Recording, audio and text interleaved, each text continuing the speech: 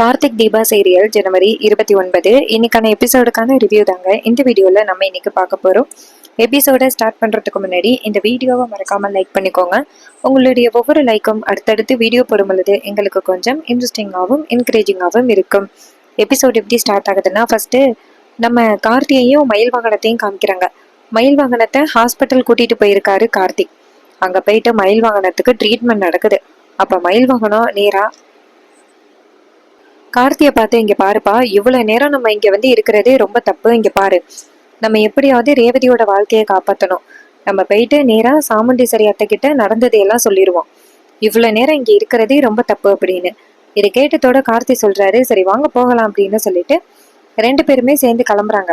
அப்ப மயில் வாகனம் சொல்றாரு, இங்க பாருப்பா, இன்னைக்கு போயிட்டு அந்த மாயாவை பத்தியும் அந்த மகேஷை பத்தியும் நான் சாமுண்டீஸ்வரி கிட்ட சொல்லி அவங்க ரெண்டு பேரையும் இந்த வீட்டை விட்டு துரத்தி அடிக்கிறேன்னா இல்லையா அப்படின்னு சொல்லிட்டு மயில் வாகனமும் கார்த்தியும் நேரா வீட்டுக்கு போறாங்க. அங்க போயிட்டு மயில் வாகனம் வந்துட்டு கூப்பிடுறாரு, ரேவதி எங்க இருக்க, ரோகிணி, சுவாதி அப்படின்னு சொல்லிட்டு எல்லாரையும் கூப்பிடுறாங்க. ஆனா யாருமே வீட்டுல இல்ல. எல்லாரும் எங்க போனாங்கன்னு தெரியல. நம்ம மயில் வாகனம் சொல்றாரு, என்னது வீட்டுல யாருமே இல்ல, நம்ம போனப்ப எல்லாருமே வீட்டுல தானே இருந்தாங்க அப்படின்னு. கார்த்தி சொல்றாரு, அதான் எனக்கும் தெரியல அப்படின்னு. அப்ப மயில் வாகனம் சொல்றாரு, இருப்பா, நான் எங்க பார்த்தாலும் போய் பார்த்துட்டு வரேன் அப்படின்னு சொல்லிட்டு நேரா வீட்டுக்குள்ள போயிட்டு எங்க பார்த்தாலும் தேடி பாக்குறாங்க. பார்த்தா யாருமே இல்லை. மயில் வாகனம் அங்கேருந்து கார்த்திகிட்ட வந்துட்டு, ஏப்பா சிலம்பம், வீட்டுல யாருமே இல்லப்பா, என்னாச்சு அப்படின்னு. கார்த்தி சொல்றாரு, சரி நீங்க ரேவதிக்கு ஃபோன் பண்ணுங்க அப்படின்னு. உடனே மயில் வாகனமும் சரி ரேவதிக்கு ஃபோன் பண்றேன் அப்படின்ட்டு நேரா ரேவதிக்கு ஃபோன் பண்றாங்க. ரேவதி ஃபோன் அட்டன் பண்ணி, சொல்லுங்க என்ன, எங்க இருக்கீங்க அப்படின்னு கேட்க மயில் வாகனம் சொல்றாரு, ரேவதி நீங்க எங்க இருக்கீங்க, நான் வீட்டுல இருக்கேன், வந்து பார்த்தா யாரையுமே காணோம் அப்படின்னு. அப்ப ரேவதி சொல்றாங்க, மாமா நாங்க எல்லாருமே ஹாஸ்பிட்டல்ல இருக்கோம் அப்படின்னு. ஹாஸ்பிட்டல்னு கேட்டதோட மயில் வாகனம் ஷாக் ஆகுறாரு. மயில் வாகனம் நேரா ரேவதி கிட்ட, ஹாஸ்பிட்டல்ல இருக்கீங்களா, யாருக்கு என்ன ஆச்சு அப்படின்னு ரேவதி சொல்றாங்க. நீங்க நேரா ஹாஸ்பிட்டல் வாங்க சொல்றேன் அப்படின்னு. இதை கேட்டதோட மயில் வாகனமா, சரிம்மா ரேவதி, எந்த ஹாஸ்பிட்டல் அப்படின்னு சொன்னதோட ரேவதியும் ஹாஸ்பிட்டலோட அட்ரஸ சொல்றாங்க. மயில் வாகனமும் சரி அப்படின்னு சொல்லிட்டு போனை கட் பண்றாரு. கார்த்தி கேக்குறாரு, என்ன ஹாஸ்பிட்டல்னு சொல்லி பேசிங்க, என்னாச்சு அப்படின்னு. மயில் வாகனம் சொல்றாரு, என்னன்னு தெரியலப்பா, நம்ம குடும்பமே ஹாஸ்பிட்டல்ல இருக்கான், என்னாச்சுன்னு தெரியல அப்படின்னு. இதை கேட்டதோட கார்த்தி சொல்றாரு, சரி வாங்க போகலாம் அப்படின்னு சொல்லிட்டு ரெண்டு பேருமே ரொம்ப பதட்டமா நேரா ஹாஸ்பிட்டல் போறாங்க. அங்க வந்துட்டு ரேவதியை காமிக்கிறாங்க, நம்ம சாமுண்டீஸ்வரியை காமிக்கிறாங்க, மற்றவங்களையும் காமிக்கிறாங்க. ஆனா யாரை வந்து அட்மிட் பண்ணியிருக்காங்க அப்படிங்கிறத காமிக்கல. கார்த்தியும் மயில் வாகனமும் ரொம்ப பதட்டமா நேரா ஹாஸ்பிட்டல் ஓடி வராங்க. அங்க வந்துட்டு கதவை திறந்ததோட கார்த்தியும் மயில் வாகனத்துக்கும் செம்ம ஷாக்கு. ஏன்னா அங்க முடியல அப்படின்னு படுத்து கிடக்கிறது மாயா. மாயா கொஞ்ச நேரத்துக்கு முன்னாடி தான் மயில் வாகனத்தை கத்தியால குத்தி கொலை பண்ண பார்த்தாங்க.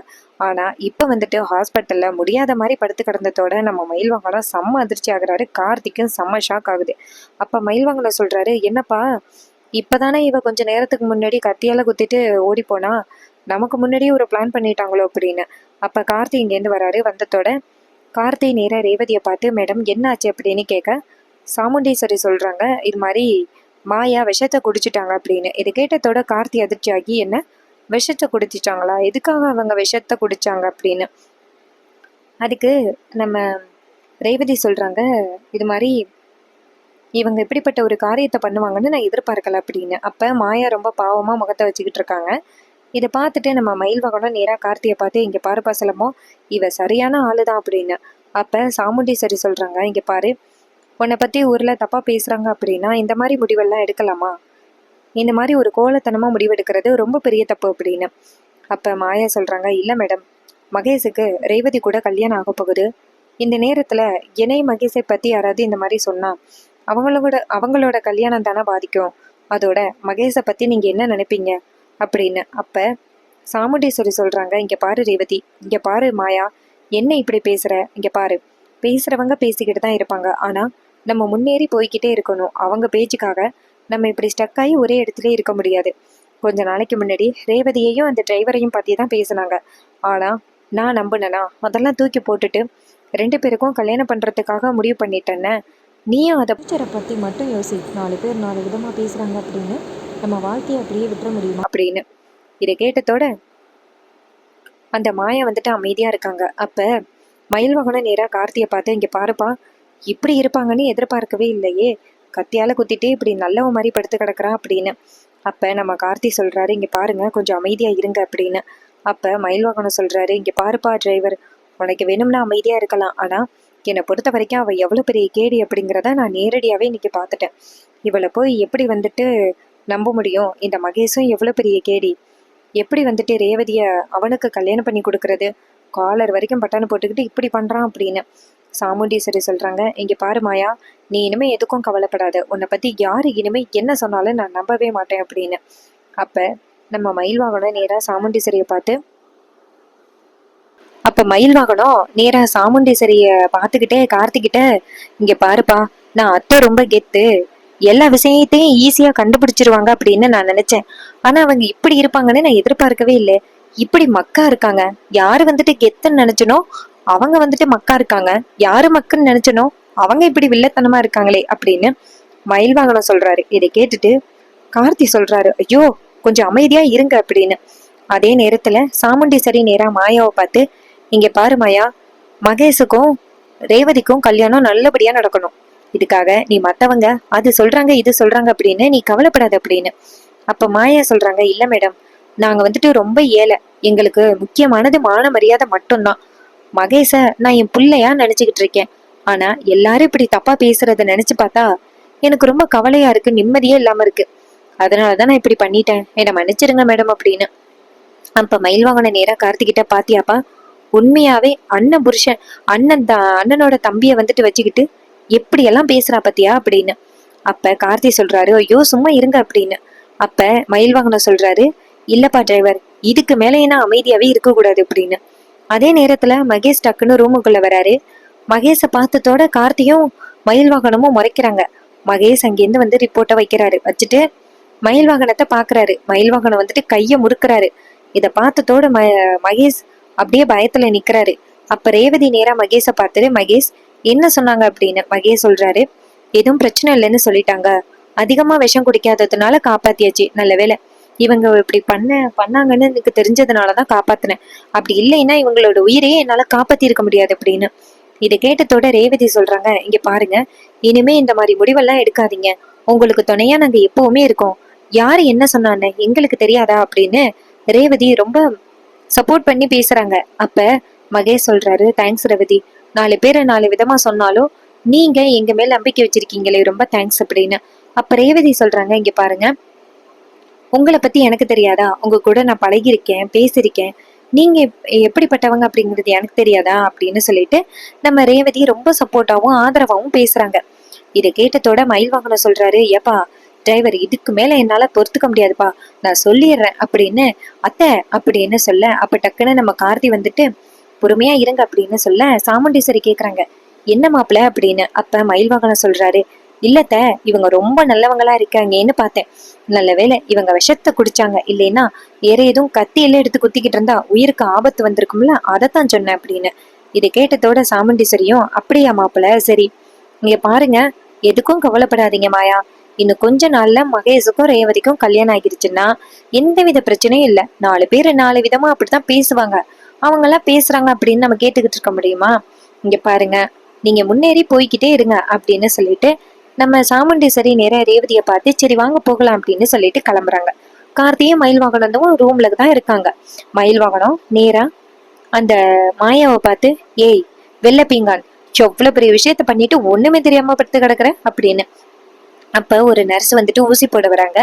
மயில்வாகனம் நேரா நர்ஸை பார்த்து, இங்க பாருங்க, உங்ககிட்ட ஒரு விஷயத்த கேக்குறேன், அது உண்மையானு சொல்றீங்களா அப்படின்னு. அவங்க கேக்குறாங்க, என்ன அப்படின்னு மயில்வாகனம் கேக்குறாரு, உண்மையாவே எங்க விஷம் குடிச்சாங்களா அப்படின்னு. அப்ப அந்த நர்ஸ் சொல்றாங்க, ஆமா சார், உண்மையாவே எங்க விஷத்தை தான் குடிச்சிட்டாங்க அப்படின்னு. அப்ப மயில்வாகனம் சொல்றாரு, என்ன கம்மியா குடிச்சா ஈஸியா காப்பாத்திடலாம்ட்டு கம்மியா குடிச்சிட்டு வந்து படுத்து கிடக்குறியா? ஏ வெள்ள பீங்கானு, நீ எப்படிப்பட்ட கேடி அப்படிங்கறது எனக்கு தெரிஞ்சு போச்சு, கத்தியாலையா குத்துற, கத்தியால உன்னை விடமாட்டேன் அப்படின்னு. அப்ப மாயா எதுவுமே பேசாம அமைதியா இருக்காங்க. மகேஷும் அமைதியா இருக்காரு. அப்ப மயில்வாகனம் சொல்றாரு, கழுத்து வரைக்கும் பட்டனை போட்டுக்கிட்டு எப்படி ஏமாத்தி இருக்க, உன்னை விட மாட்டேன்டி, 2 பேரையும் எப்படிப்பட்டவங்க அப்படிங்கிறத கல்யாணத்துக்கு முன்னாடியே நிரூபிச்சு வீட்டை விட்டு துரத்தலைன்னா என் பேரு மயில்வாகனம் இல்ல அப்படின்ட்டு மயில்வாகனம் செம்ம கோவமா 2 பேரையுமே வெளுத்து கட்டிட்டு வெளியில வராங்க. அதே நேரத்துல கார்த்தியும் மயில்வாகனமும் வெளியில வந்ததோட மயில்வாகனம் சொல்றாரு, இங்க பாருப்பா, சிலம்பம் இதுக ரெண்டுத்தையும் ஃபர்ஸ்ட் சீக்கிரம் அத்தை கிட்ட சொல்லி நிரூபிக்கணும் அப்படின்னு. அப்ப கார்த்தி சொல்றாரு, நம்ம பக்கம் சரியான ஆதாரம் இல்ல, அதனாலதான் என்னால எதுவும் பேச முடியல. நம்ம பக்கம் சரியான ஆதாரம் இருந்துச்சு, அவங்கள நான் சும்மா விட மாட்டேன் அப்படின்னு. இதை கேட்டதோட மயில் வாகனமும், இங்க பாருப்பா, ரேவதி ரொம்ப பாவம், அவ ரொம்ப இன்னசென்ட், அவ யாருக்கிட்டையும் ஏமாந்துடக்கூடாது அப்படிங்கறது தான் என்னோட ஆசை. எப்படியாவது நீதாப்பா அவளோட வாழ்க்கையை காப்பாத்தணும் அப்படின்னு. அப்ப கார்த்தி சொல்றாரு, இங்க பாருங்க, ரேவதி எப்படிப்பட்ட நல்ல பொண்ணு அப்படிங்கிறது எனக்கும் தெரியும்.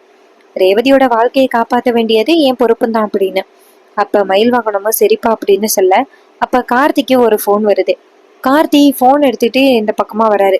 அப்ப மயில் வாகனம் பாக்குறாரு. கார்த்தி டக்குன்னு சொல்லுங்க பாட்டி அப்படின்னு சொல்ல, பாட்டியா அப்படின்னு மயில் வாகனம் ஷாக் ஆகுறாரு. அப்ப பாட்டி சொல்றாங்க அப்படின்னு கார்த்தி சொல்றாரு, சொல்லுங்க பாட்டி, பக்கத்துலதான் இருக்கேன், என்ன கார்த்தி, சீக்கிரம் வாப்பா, எனக்கு ரொம்ப பயமா இருக்கு அப்படின்னு. இது கேட்டதோட கார்த்தி சொல்றாரு, இந்த வரம் பாட்டி அப்படின்னு சொல்லிட்டு போனை கட் பண்ணிட்டு இந்த பக்கமா வர. அப்ப மயில் வாகனம் கேக்குறாரு, என்னாச்சுப்பா அப்படின்னு. கார்த்தி சொல்றாரு, நான் ஒரு முக்கியமான இடத்துக்கு போகணும், நீங்க ஆட்டோ பிடிச்சு வீட்டுக்கு போயிடுறீங்களா கோச்சுக்காம அப்படின்னு. மயில் வாகனம் சொல்றாரு, சரிப்பா அப்படின்னு சொல்ல, கார்த்தி அங்கேருந்து வெளியில வராரு. அப்ப மயில் வாகனம் நினைக்கிறாரு, என்ன இது, பாட்டின்னு யாரோ ஒருத்தர்கிட்ட பேசிக்கிட்டு இருக்கான், அப்ப இவங்களோட உறவுக்காரங்க பக்கத்துலதான் எங்கேயும் இருக்காங்க அப்படின்னு மயில் வாகனம் நினைக்கிறாரு. நம்ம கார்த்தி இங்கேருந்து வெளியில போக மயில் வாகனம் பின்னாடியே வராரு. கார்த்தி மறுபடியும் போன் அடிக்குது, அட்டன் பண்றாரு. பாட்டி, நான் வீட்டுக்கு வந்துகிட்டே இருக்கேன் பாட்டி அப்படின்னு. அப்ப மயில் வாகனம் நினைக்கிறாரு, அப்ப இவன் பாட்டி வீட்டுக்கு தான் போக போறான், அந்த பாட்டி யாருன்னு கண்டுபிடிக்கணும், இந்த கார்த்தி இந்த டிரைவர் யாரு அப்படிங்கிறத இன்னைக்கு நம்ம கண்டுபிடிச்சிருவோம் அப்படின்னு மயில் வாகனம் காருக்கு பின்னாடி ஒளிஞ்சுக்கிறாங்க. அதுக்கப்புறம் கார்த்திக் இது தெரியாது, கார்த்தி நேரா பாட்டி வீட்டுக்கு போறாங்க. அங்க போயிட்டு காரை நிப்பாட்டிட்டு கார்த்தி நேரா வீட்டுக்குள்ள வராரு. மயில் வாகனம் என்ன நினைக்கிறாருன்னா, கடவுளே, இந்த சிலம்பமாவது நல்ல பையனா இருக்கணும் அப்படின்னு. அதுக்கப்புறம் கார்த்தி நேரா வீட்டுக்குள்ள போக, அங்க அவங்க தாத்தா ராஜமாணிக்கத்துக்கு உடம்பு சரியில்லை, அதனால டாக்டர் வந்து ட்ரீட்மெண்ட் பண்ணிக்கிட்டு இருக்காங்க. நம்ம கார்த்தி வந்துட்டு நேரா பாட்டியை பார்த்ததோட பாட்டி நேரா கார்த்தியை பார்த்து, எப்பா கார்த்தி, என்ன ஆச்சு தெரியுமா, தாத்தாவுக்கு உடம்பு முடியலப்பா அப்படின்னு. இது கேட்டதோட கார்த்தி சொல்றாரு, பாட்டி என்னாச்சு தாத்தாவுக்கு அப்படின்னு. அப்ப பாட்டி சொல்றாங்க, நெஞ்சு பிடிச்சிக்கிட்டு காலையில மயங்கி விழுந்துட்டாருப்பா, டாக்டர் எல்லாம் பாத்துக்கிட்டு இருக்காங்க, என்னாச்சோ ஏதாச்சோன்னு எனக்கு ரொம்ப கவலையாயிடுச்சு, அதனாலதான் உனக்கு உடனே ஃபோன் பண்ணேன் அப்படின்னு. அப்ப கார்த்தி சொல்றாரு, கவலைப்படாதீங்க பாட்டி அப்படின்னு சொல்லிட்டு நேரா வீட்டுக்குள்ள போறாங்க. இன்னொரு பக்கம் அந்த மயில் வாகனம் காரை விட்டு வெளில வந்து பாக்குறாரு.